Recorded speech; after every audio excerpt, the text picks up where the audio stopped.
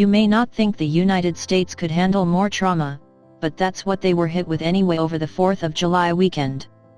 Already dealing with a deadly pandemic and race-related protests, there was also a rash of fatal shootings involving children over the holiday weekend. In the broader scope of things, there were 65 people shot in New York and 87 in Chicago, as well as a rise in homicides across the country.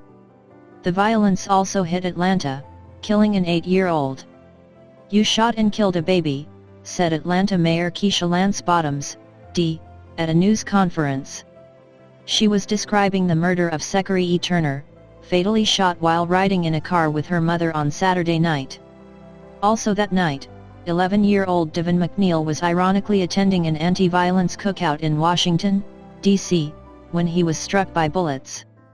7-year-old Natalia Wallace was outside her family's home in Chicago at a holiday gathering when she was shot and killed. Already the country is dealing with the police brutality that is being recognized far too often. Racial protests began after George Floyd died at the knee of a white Minneapolis police officer who was later charged with second-degree murder. Some are insisting police departments should be defunded. New York City Chief of Police Terrence Monahan described the holiday weekend as one of the most violent weekends we've had in recent history and called last month record-setting. "This is a tough summer," he said at a briefing on Monday. "It's quite obvious a lot of people are walking around with guns. Those aligned with Donald Trump are trying to relate the violence to the anti-police brutality protests." Republican National Committee Chair Ronna McDaniel told Fox News on Monday that the protests have now led to a lot of violence continuing to happen across this country. "It's sad to me that we're not hearing Democrats talk about the 7 children that were killed this past weekend, most of them African American," she continued. "We're not hearing about things that are happening across this country as the violence continued to spread out of control." Some of the protests have focused on the Rayshard Brooks being shot and killed last month at a Wendy's restaurant in Atlanta.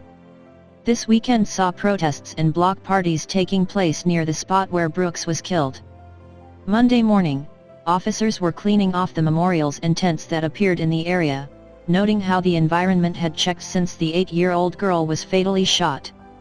The city saw more than 20 injuries and 5 killings over the weekend, and the Georgia Department of Public Safety headquarters was vandalized. Governor Brian Kemp, R., declared a state of emergency and ordered the National Guard to defend state buildings. "A lot of the onus for the violence falls right at the feet of law enforcement," said Attorney Gerald Griggs, vice president of the Atlanta NAACP. "There are certain elements in our community that don't take a break when the police take a break. You're sworn to protect and defend, but when there are a few rogue police being held accountable, you decide to shirk your responsibility. That speaks volumes about why people were protesting to begin with." After the first 6 months of 2020, some police departments have found an increase in homicides compared to 1 year ago. The number of other crimes has fluctuated. Atlanta's police recorded 50 homicides through late June, for more than 2019. Rapes, robberies, burglaries, and larcenies, all declined by double-digit percentages.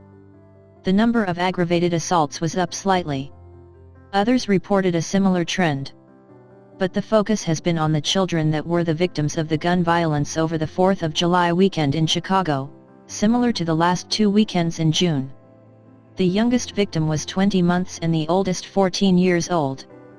None of them were the intended targets. "We cannot allow this to be normalized in this city," said Chicago Police Superintendent David Brown on Monday. "We cannot get used to hearing about children being gunned down in Chicago every weekend." He believes a solution to the problem is to keep violent offenders in jail longer. Hoover, Alabama was the setting for an 8-year-old boy who was killed on Friday. An argument between a group of men at a shopping mall led to them all pulling out guns and shooting at each other. None of them were hurt. There were 3 other people injured, along with the 8-year-old boy. "This focus on increases or decreases, it misses the fundamental point," said Richard Burke, a professor of statistics and criminology at the University of Pennsylvania. "Whatever the change is, there's just too many damn people getting killed." Monahan admitted on Monday that his officers are afraid to arrest people now because of the law that was passed making it a misdemeanor for them to apply pressure to someone's back or chest when taking them into custody. Monahan said there was a 130% increase in shooting incidents in June 2020 compared to the year before. He added that all of the victims in June and so far this month were part of minority communities. A 7-year-old boy was shot outside a neighborhood market during a drive-by shooting in North Minneapolis. It was just blocks from where a youth football team escaped injury during a shooting on June 22 in the city park.